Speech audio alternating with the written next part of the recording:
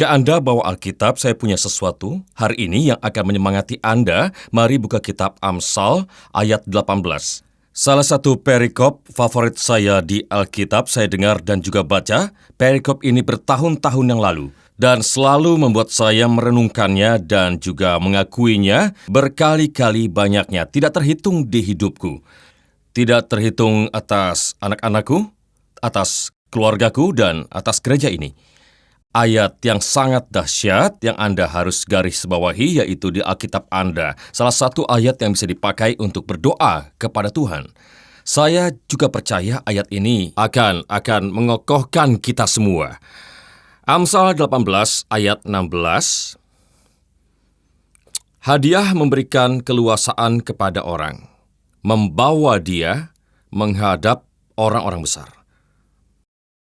Baik, saya stop di sini dulu. Saya mau bicarakan tentang kemampuan yang karunia Anda bisa lakukan kepada Anda akan membuka ruang bagi Anda. Saya pikir kadang-kadang ketika kita baca Alkitab, kita tidak paham mimpi Tuhan bagi umatnya. Waktu Anda melihat sudut pandang Tuhan, cara pandang Tuhan, strategi Tuhan, dan Anda dapatkan pertama kali pada Abraham. Abraham adalah orang yang penting.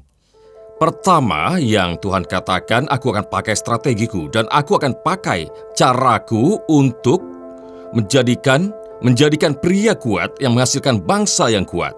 Alkitab berkata bahwa Tuhan membuat perjanjian dengan Abraham dan dia menjadi pria yang sangat bijaksana. Dia menjadi orang yang kaya, berpengaruh, kuat, pria yang berbakat, dan dia membuat sebuah bangsa, seluruh bangsa. Pikiran Tuhan, sistem Tuhan, membuatnya bijaksana, membuatnya kaya, membuatnya berpengaruh, membuatnya kuat, meskipun saat itu tidak banyak orang. Karunia yang dimiliki oleh Abraham, yaitu karunia iman, dia disebut Bapa yang beriman, membuka ruang. Bukan saja baginya, tapi juga keluarganya, yang pada akhirnya menjadi umat dan bangsanya. Tuhan adalah pemikir besar pada sistem yang dia buat untuk Abraham. Karena menghasilkan sebuah bangsa dan pemimpin bangsa, dahsyat sekali. Lalu dia punya seorang putra bernama Ishak, dan dia mewarisi kekayaannya dan menciptakan kekayaannya sendiri, dan menjadi sangat kaya. Itu tertulis jelas dalam Alkitab. Dia kaya, Ishak punya banyak ternak, domba, perak, dan emas. Karena Tuhan menempatkan mentalitasnya pada akulah Tuhan yang besar, dan aku mau memberkati umatku, dan tujuanku, dan kerajaanku, dan bangsaku dengan cara yang luar biasa. Dan aku ingin kalian berjuang dengan cara kerajaan yang telah aku tempatkan untukmu. Lalu Yakub, keturunan ketiga, cicit Abraham, datang dan dia melewati saat-saat yang sulit, tapi dia kembali dan Tuhan membuatnya benar-benar makmur. Dia punya 12 putra dan salah satu dari anaknya yaitu Yusuf. Dengarkan saya, ini pertama kalinya Tuhan mengungkapkan sistemnya untuk perkembangan umatnya. Ada Abraham, Ishak, Yakub, orang-orang terkemuka yang mengguncang bumi, pemimpin-pemimpin bangsa. Dari Yakub terdapat 12 anak Israel atau 12 suku Israel. Semuanya adalah anak-anaknya. Sebuah bangsa sedang dibentuk, salah satunya adalah Yusuf. Yusuf punya kebijaksanaan yang sama dan kemampuan untuk berpikir dan strategi dan juga dan pemahaman. Saat dirinya dilempar ke sistem Mesir dan saat sesuatu terjadi, Tuhan membangkitkannya. Dan seorang pria yang kakek buyutnya terikat perjanjian dengan Allah, dibesarkan dalam sistem mengajarkannya untuk menjadi bijak, yang membuat keputusan cerdas dan yang menyerahkan semuanya kepada Tuhan, memberi yang terbaik di atas altar termasuk Ishak. Yang mengajarkan semua ini, ia mengajarkan hingga pemimpin di generasi keempat yang dihasilkan dari keluarga itu. Semua kekayaan seluruh bangsa Mesir itu diberikan kepada Yusuf. Dia menjalankan seluruh kekayaan karena dia punya hikmat Tuhan. Dia punya posisi keagungan di bangsanya. Seluruh dunia sedang kelaparan dan satu-satunya bangsa yang punya makanan dan kekayaan adalah Mesir yang dipimpin oleh seorang pria yang keluar dari sistem Tuhan, cara berpikir yang telah Tuhan masukan selama 4 generasi. Waktu Firaun baru berkuasa yang tidak kenal Yusuf, dia cemburu dan dia merampas kekayaan mereka dan memperbudak mereka. Pada saat Musa muncul, 430 tahun lamanya, terjadi perbudakan, tidak ada apapun selain roti dan air. Selain itu tidak ada yang Firaun berikan kepada mereka. Selama 430 tahun, dari generasi ke generasi, seluruh pola pikir telah berubah. Kita bukan pemimpin. Kita bukan pemimpi. Kita tidak bijaksana. Kita tidak kaya. Kita tidak kudus. Kita tidak berkuasa. Kita adalah budak. Mereka sampai di titik saat Musa muncul, mereka tidak tahu siapa jati diri mereka lagi. Jadi mereka berkutat pada sistem yang adalah mentalitas budak bahwa kita bukan siapa-siapa, yang tidak akan pernah berhasil, pemikiran yang turun ke anak-anak mereka sekarang.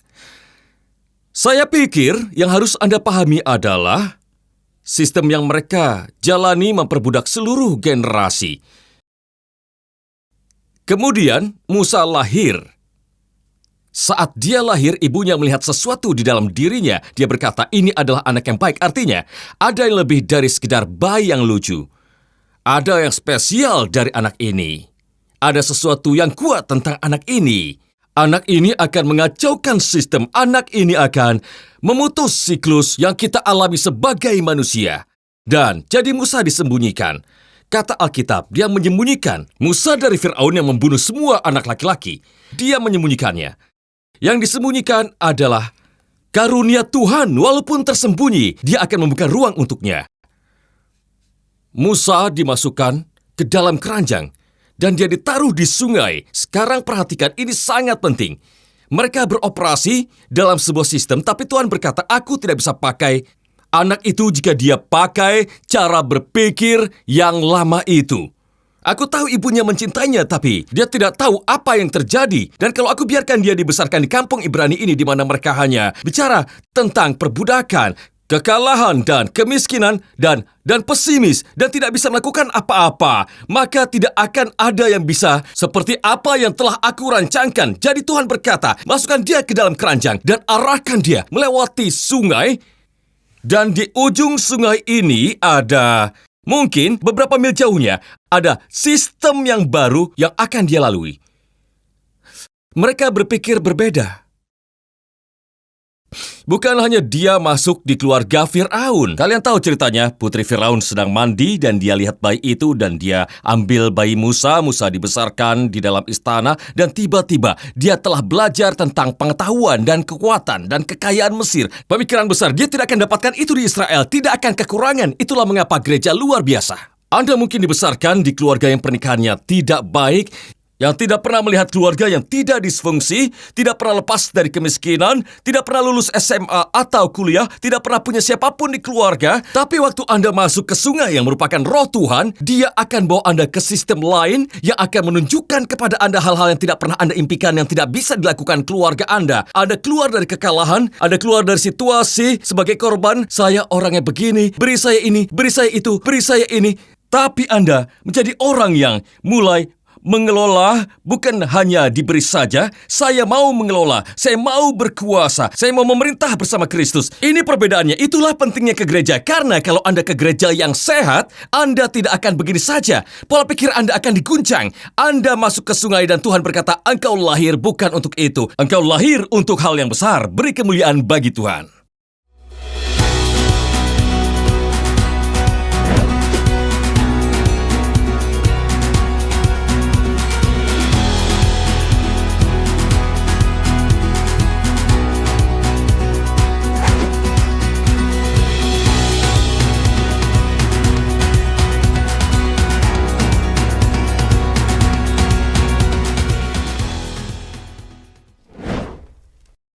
Dan jadi ketika tiba saatnya, yang menarik adalah mereka mengubah bahasa Musa.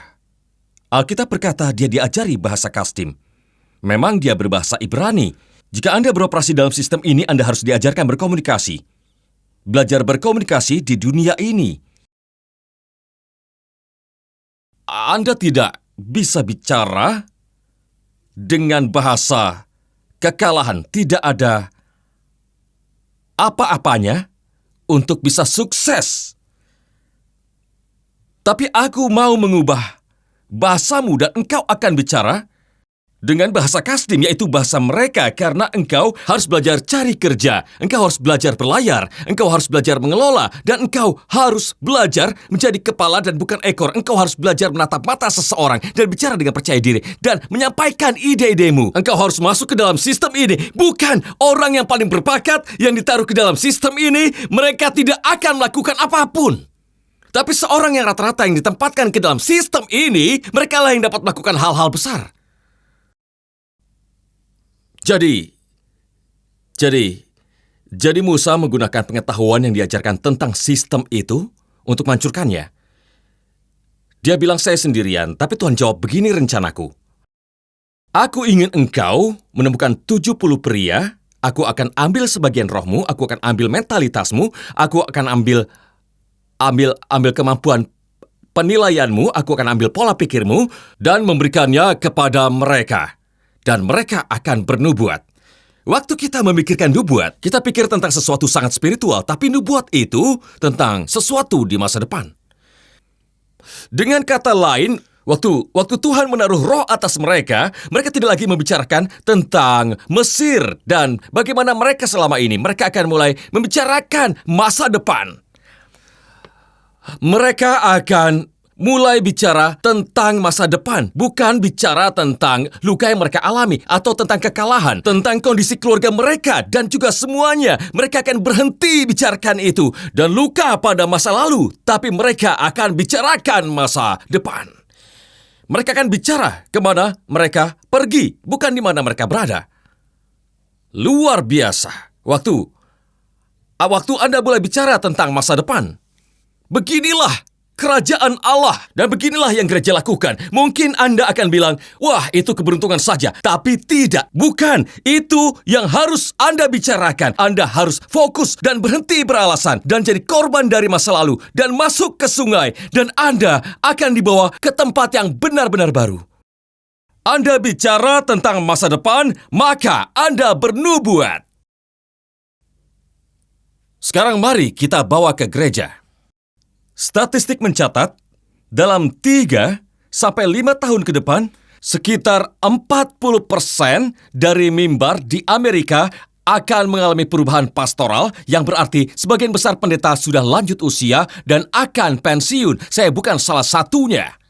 Tapi saya beritahu buat Anda, bayangkan transisi yang akan terjadi di dalam tubuh Kristus. 40% dari pendeta selama 5 tahun ke depan. Akankah pendeta senior menyingkir dan akan memberi ruang karena hadiah seorang pria akan memberi ruang baginya untuk generasi pemimpin yang baru? Tapi masalahnya, kalau mereka tidak mau bicara masa depan, kalau mereka ingin hidup di masa lalu yang indah, kalau mereka tidak terbuka pada Tuhan yang ingin lakukan visi baru dan wilayah baru dan perbincangan masa depan, Anda tidak bisa hidup dari kemarin. Anda tidak bisa hidup di masa lalu. Tidak boleh. Jadi, Anda harus goncangkan itu. Saya tidak peduli berapa usia saya tetap berjiwa muda dan bicara masa depan. Tidak kembali. Tidak kembali. Tidak kembali.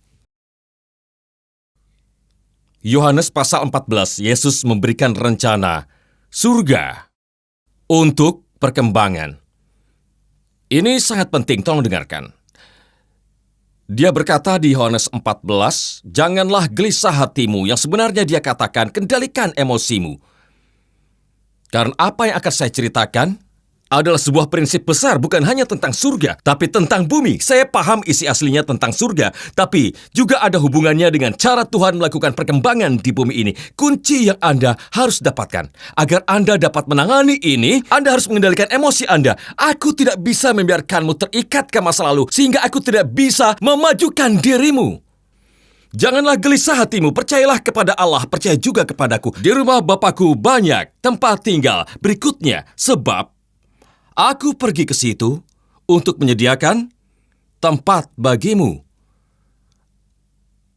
Apabila aku ke situ, supaya di tempat di mana aku berada, kamu juga berada.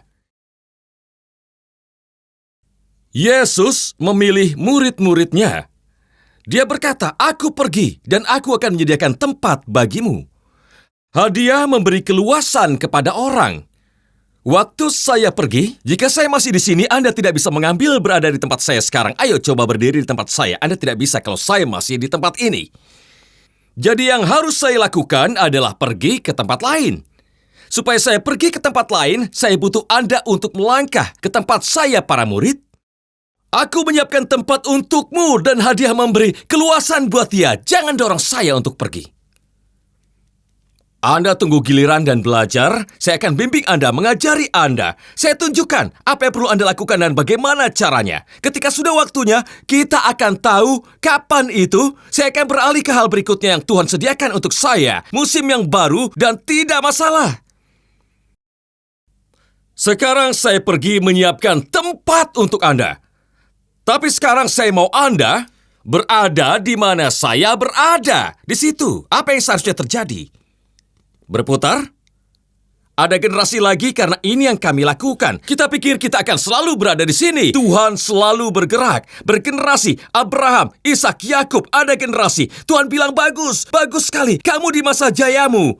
Tapi jangan sampai di situ. Aku senang kau mendapat penghargaan. Aku senang kau sebagai pelayan terbaik. Aku senang tim kau mendapat penghargaan ini dan itu. Tapi pada satu titik, kau harus melihat sekeliling, cari orang lain untuk bilang, saya siapkan tempat untuk Anda.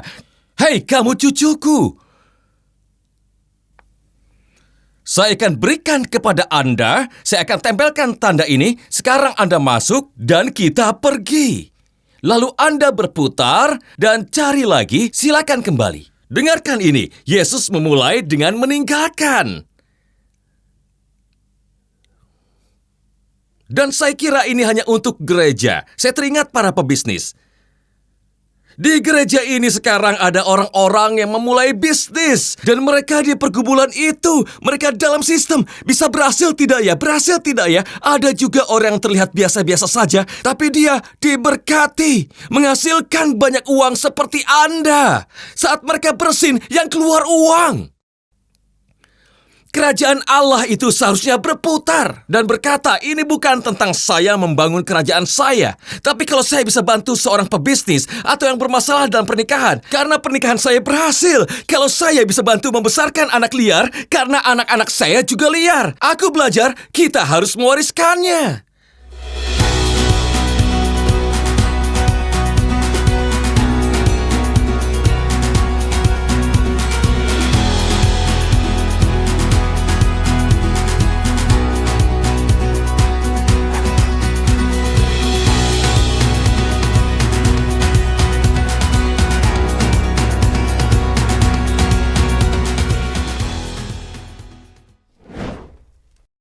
Daripada mulai dari awal. Yang sedih adalah yang terjadi. Beberapa pria, mereka sedang menyiapkan tempat, tapi pria itu tidak mau menunggu tempat yang disiapkan. Jadi dia keluar dan mulai sendiri.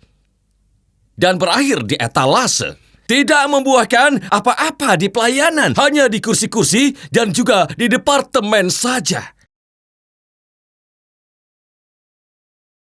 Daripada masuk ke dalam partai dan tunduk pada otoritas, hanya menjadi seorang hamba saja.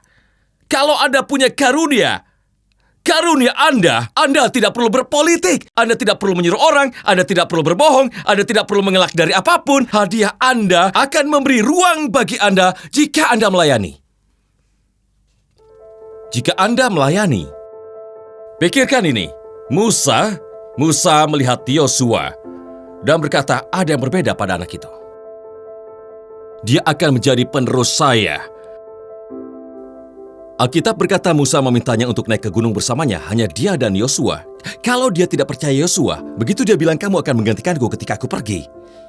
Bayangkan kalau dia bukan pria yang bisa dipercaya. Musa berjalan di tebing agak dekat ke tepian. Yosua melihat sekelilingnya. Apa yang terjadi? Dia gagal. Tapi Musa percaya kepadanya. Dia punya sesuatu yang bukan tentang mengangkat dirinya, tapi kerendahan hatinya. seperti saya di sini untuk melayani. Sebuah hadiah pada waktunya membuka ruang. Jangan Anda khawatir kalau Anda melayani dan melakukan panggilan Tuhan, saat waktunya tepat, karunia Anda membuka ruang bagi Anda.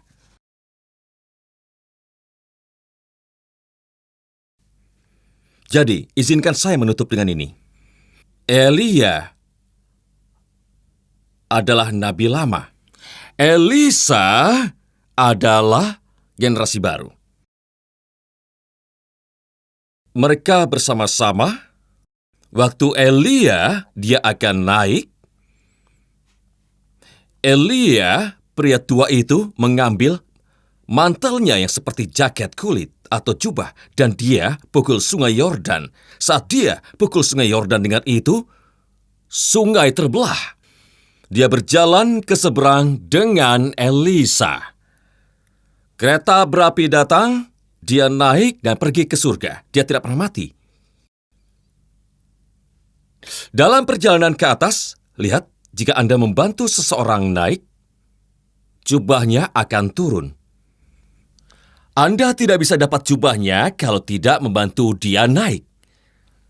Siapa yang Anda bantu? Saya tidak akan tahu waktu ada yang bantu. Siapa yang Anda dorong? Siapa yang Anda bangun? Siapa yang Anda fokuskan untuk diangkat? Karena ini tentang Tuhan menganggap hal melayani ini sangat serius. Perhatikan, hal terakhir yang Elia lakukan dalam pelayanan mukjizatnya adalah memukul air dan air terbelah. Hal pertama yang dilakukan Elisa adalah mengambil jubah yang sama, air telah kembali, dan dia memukul air, dan dia mulai di tempat pria tua itu berhenti. Saya suka itu, saya berkhotbah lebih baik sekarang. Bagaimana kalau Anda ambil mentalitas itu ke keluarga Anda? Saya tidak meninggalkan mereka begitu saja. Astaga. Sekarang lihat. Dia mulai di mana pria tua itu berhenti. Tidak harus mulai dari awal dan bekerja keras. Dia memulai melakukan hal yang sama. Dia berhenti, dia mulai. Tapi perhatikan. Elisa tidak memulai dengan membelah sungai. Dia mulai dengan menuangkan air. Karena ada ayat di Raja-Raja kedua pasal 3 yang mengatakan bahwa ada seorang pemuda bernama Elisa yang sedang bepergian dengan Nabi Elia dengar. Dan dia tuangkan air ke tangan Nabi tua itu seperti seorang pelayan. Anda tidak akan pernah membelah air sampai Anda belajar untuk rendah hati untuk menuangkan air. Kalau Anda tidak bisa melayani dan menuangkan air, banyak orang yang datang menginginkan posisi itu. Mereka mau saya pekerjakan mereka, saya tanya, pelayanan apa yang telah Anda kerjakan? Jika Anda tidak menuang air, Anda tidak memenuhi syarat untuk membelah air. Jika Anda tidak pergi ke musim di mana tidak ada yang tahu nama Anda dan Anda tidak melakukannya untuk tujuan lain, tapi untuk kemuliaan Tuhan, untuk menghormati dan membantu membangun kerajaan Tuhan. Dan jika Anda belajar menuangkan air, Tuhan akan mempercayai Anda untuk membelah air. Karunia seorang pria akan memberikan ruang baginya dan membawanya ke hadapan orang-orang hebat.